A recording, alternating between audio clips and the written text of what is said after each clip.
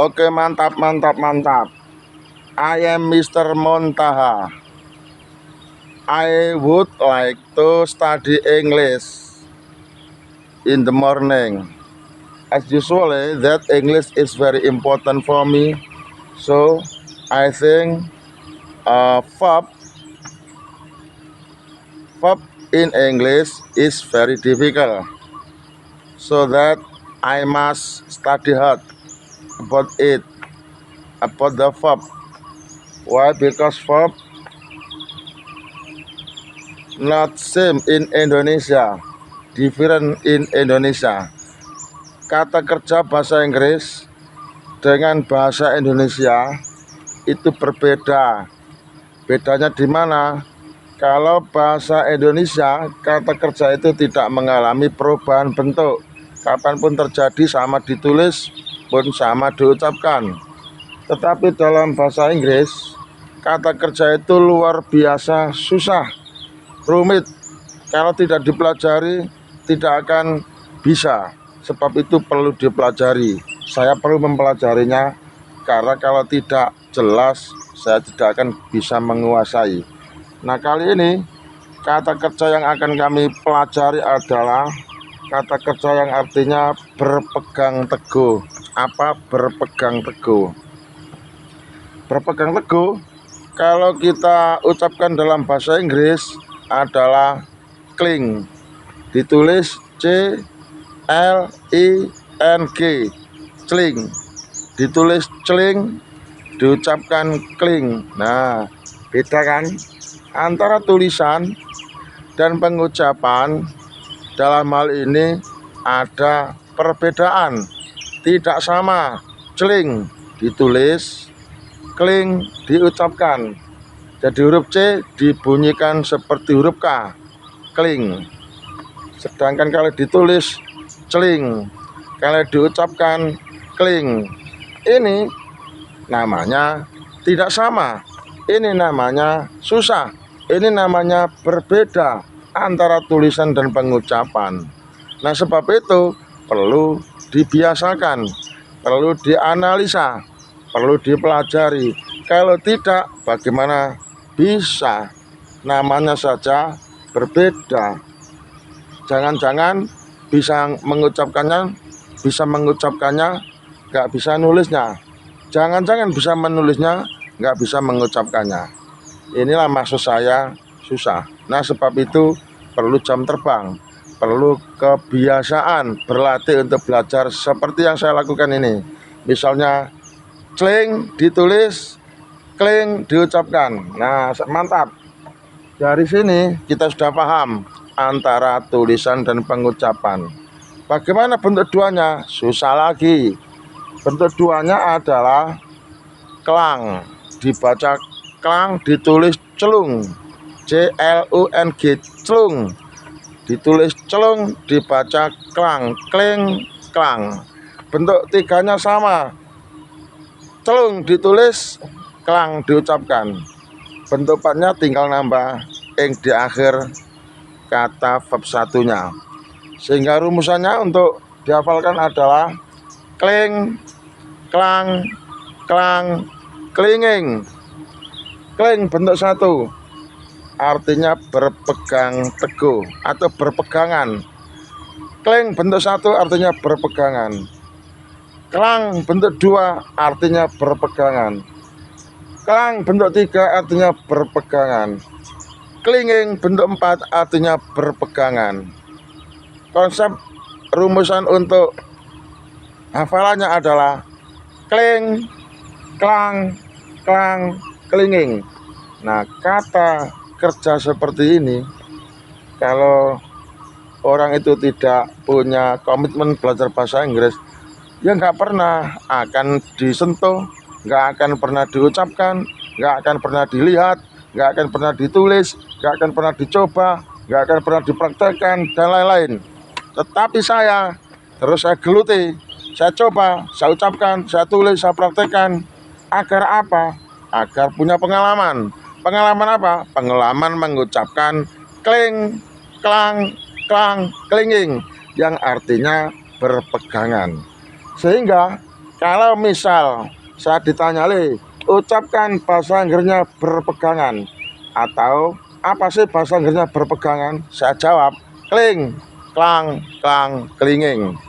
Atau ada kata kling, klang, klang, klinging, apa artinya? Saya jawab, berpegangan. Ini namanya punya pengalaman, namanya menguasai. Kalau kita itu sudah punya penguasaan dalam hal penulisan, perubahan, dan pengucapan, tentu langkah berikutnya adalah kita latihan dalam contoh kalimat. Dan sebelumnya, kling, klang, klang, klinging, ini berarti kata kerja irregular verb, kata kerja yang berubah dengan cara tidak beraturan, maka perlu dihafalkan. Kling, klang, klang, klinging, berpegangan. Oke, langsung kita buat contoh. Misal begini, saya berpegangan tali setiap pagi. Maka kita ucapkan bahasa Inggris seperti ini. I cling the rope every morning. I cling the rope every morning. Saya berpegangan tali pada setiap pagi. Negatifnya, I don't cling the rope every morning. Saya tidak berpegangan tali setiap pagi.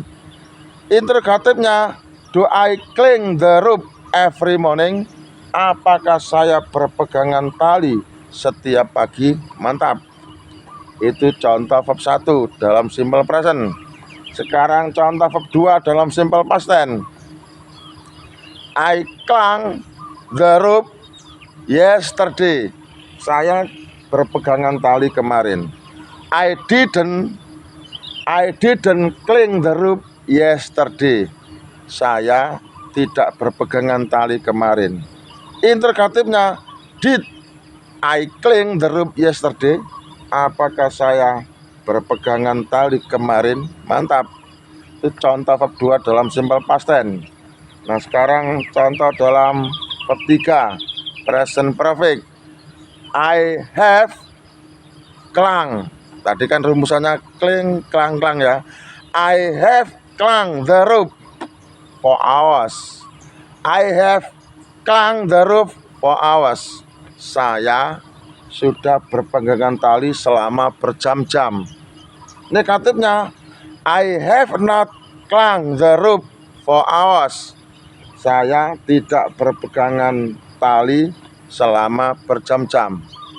Interrogatifnya, have I clung the rope for hours? Apakah saya sudah berpegangan tali selama berjam-jam? Mantap. Nah, sekarang contoh verb N-nya. I am cling. Ya.